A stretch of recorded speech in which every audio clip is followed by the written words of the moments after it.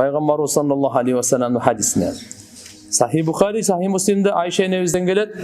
Айша энебиз айтат, қалат: Қама Расулуллах саллаллаху алейхи ва саллам хатта таваррамат қадамаху.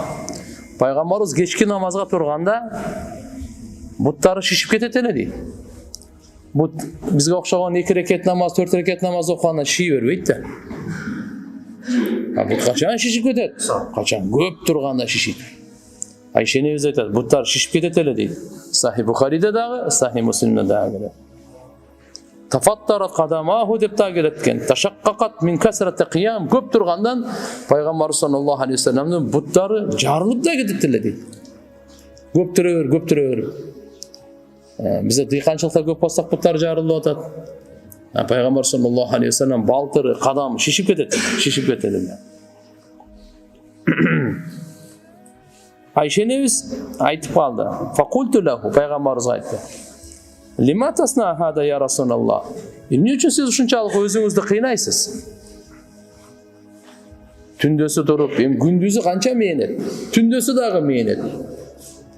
Өзіңізді эмне ушунчалык қинайсыз? Бутуңуз шишигенге чейин Аллахтын алдында турасыз. Дуада, Кур'анда, зикирде, намазда. Пайғамбарымызға Айша энебиз айтып атат: Лима тасна хада я Расулаллах. Вақад ғафараллаху лака ма тақаддама мин дамбик ва ма тааххар. Алла сіздің мұрынқы кейінгі бардық күнәлеріңізді кешірген. Ушундай улуу затсыз. Эмне үчүн мындай кыласыз деді. Пайғамбарымыздың жообун угуп коюңуз, караңызчы кандай жооп берди. Афала акуну абдан шакура. Алла Таалага шүгүр кылуучу бенде болбоймунбу деді. Карачы. Аллаға шүгір қылучу болбоймун бу бенде. Шүгір қылучу бенде болбоймун бу дейді. Мойнында мисағарап тұр. Маниси қандай? Атруку тахаджуди лима гуфира ли. Алла менің күнөмдү кечирип койсо тахаджудду таштап коёюмбу дейді. Биз отурган андай күнөөлөрү кечирилген боюнча бизге убада берилген эмес.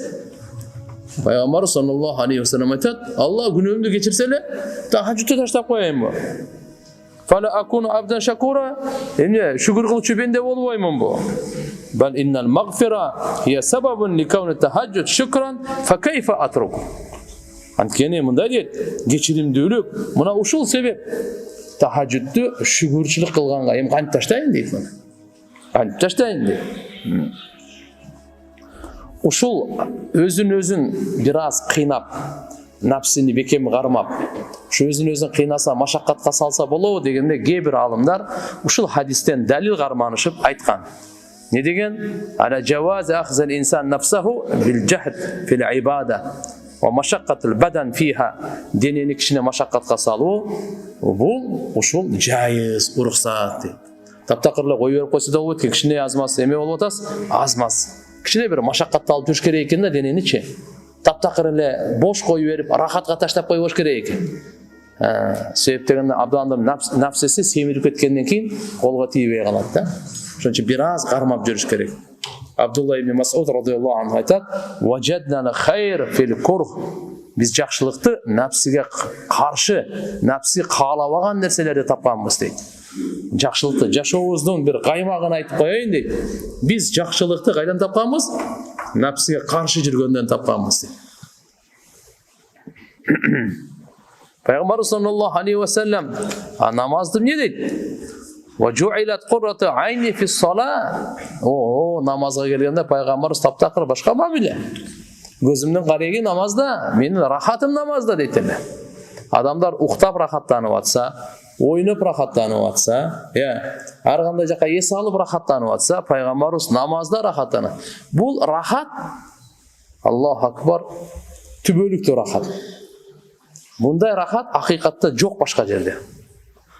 Башка жерде да тамак жегенде дагы, ичкенде да, уктаганда да андай рахат жок. Эгерде кимге Алла Таала намаздын рахатын берген болсо, Аллаху акбар, ал башка нерседен рахат издебей калат экен да.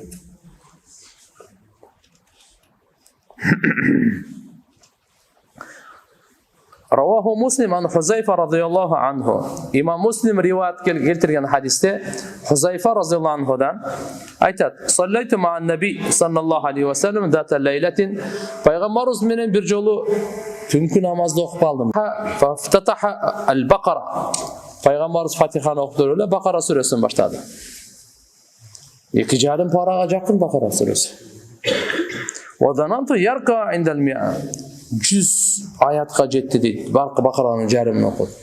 Рүкү кылат окшойт деп ойлосом, стумма мада рүкү кылбай эле окуп атат дейт.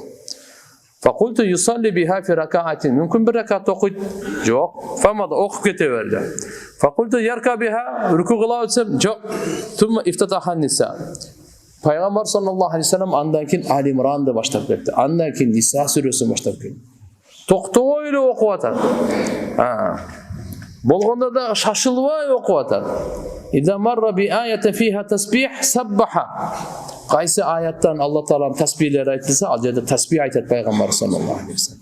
Бизге ошондо шашырылып эле мына Рамазандагы түшүнүп-түшүнбөй каласың, тез андай окубайт эле.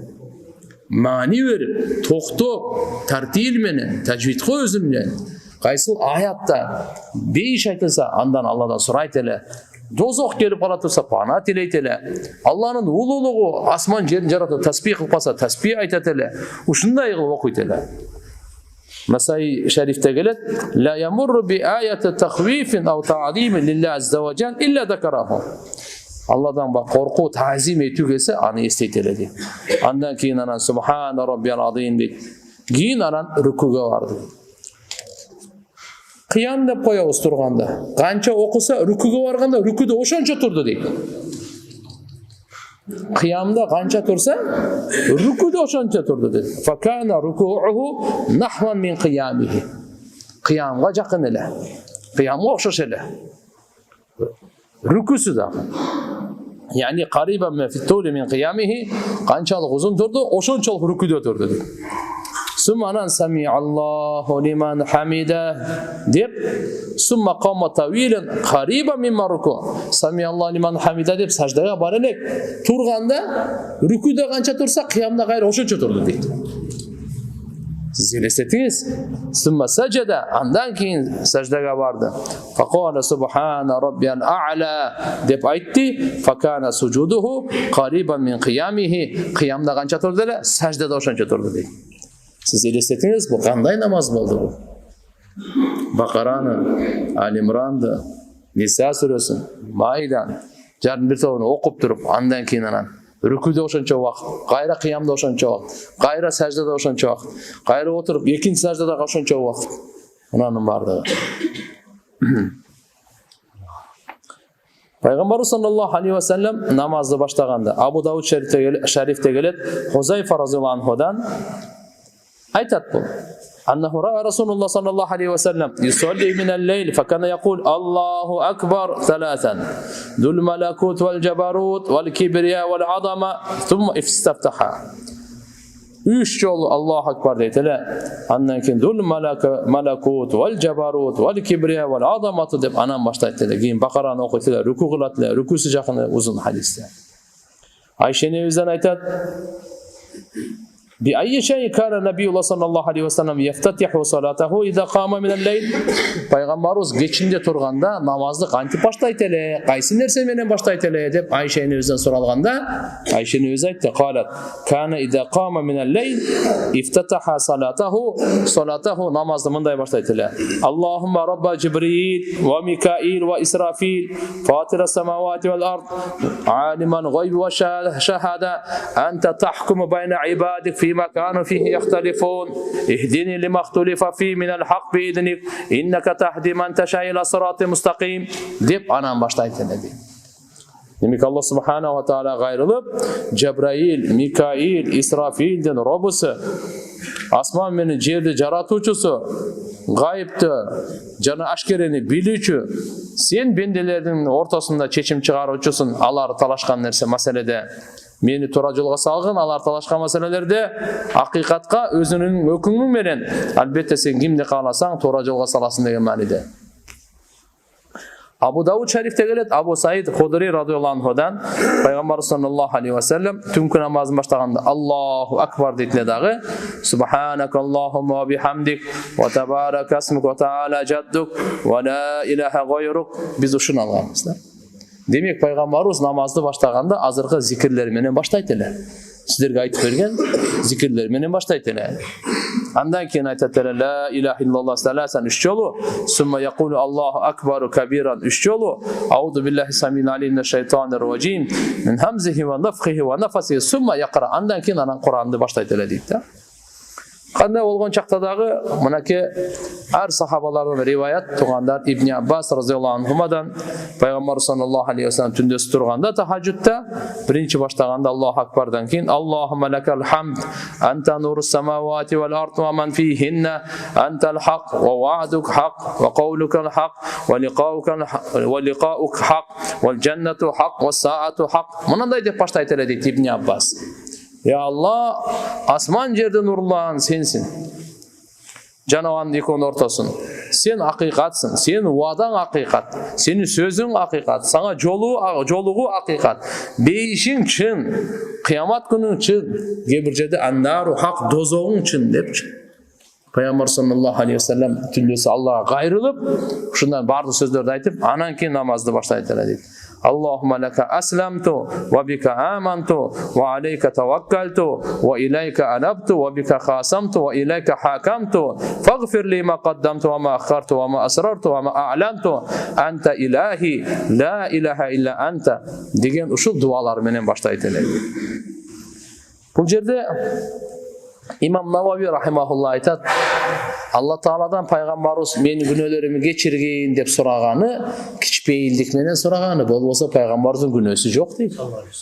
Же болбосо ümmetke үйрөтүү үчүн, бизге үйрөтүү үчүн Allah'dan soraganda эмнени soragыла дейт. Bir нерсени айтайын тугандар. Bu dünyanın bактылуулугу günölөрдүн geçirilүүsü. Ahirеттин bактылуулугу dozoktan куткарылып бейишке кирүүsü. Бакыт мына. Nerse, boyum, baylık, biyilik, mansap, başka nerselerden baktırılmak çok. Günöөнүн geçirilүүsünde. Egerde günөөz geçirilgen bolsa dünyanın baktısı şol. Ahiretlik olsa faman zuhsiha anin nar ve udkhilal cenne faqad faz ve mal hayatud dunya illa mata'ul gurur. Allah subhanahu wa ta'ala Kur'an-ı Kerim'inde aytat, kim dozokun otundan kutkarılıp bir işe girgizilse, buna uşul baktulu adam. Tübölüktü baktulu adam uşul. Hani dünyanın nersesi, jönüle bir gurur, men sitirgan, sıymıktan atırgan, buna men üyüm, buna menin bağım, buna menin maşinem, buna menin atım, demaktan öyle жүрбөйбүз mü? Oşanda öyle nerse deydi Allah. Anda öyle Allah'ın aldığında sizi bizdi Allah'a baynanıştıra turgan nerse emес al. Ошон үчүн айткан имам Навави рахимахуллах маана бул пайгамбарыбыздын Алладан кечирим сураганын мааниси кечирилген кол күнөөсү жок, кечирилген болуп туруп. Ятлубул магфира тавадуан ва худуан, кичпейилдик менен коркуу Алла Тааладан. Ва ишфакан ва ижлалан, Аллахны улуктап, Алладан коркуу максатында эле.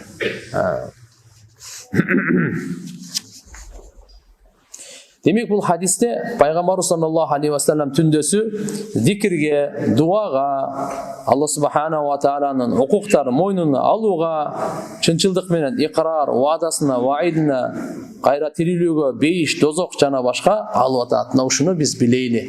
Peygamber sallallahu aleyhi ve sellem gün sayın tünü uşunda ibadet kılat ele.